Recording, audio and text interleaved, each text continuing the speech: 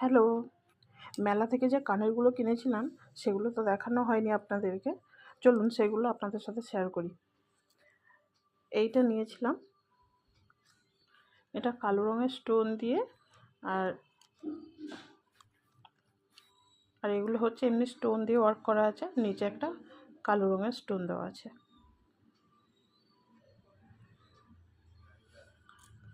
একটা গেল। আর এইটা কিন্তু আমি মেলা থেকে নিইনি, এটা ওই যে দাদাভাই এসেছিলো না, দাদাভাইয়ের কাছ থেকে নিয়েছিলাম এই কানেরটা। এটা হচ্ছে ঝুমকো ওয়ার্ক করা আছে, আর সবই স্টোন দেওয়া। আর এটা নিয়েছিলাম মেলা থেকে, এটা হচ্ছে ভুতুর পছন্দের, ব্ল্যাকের উপরে আছে, পুরোটাই ব্ল্যাক।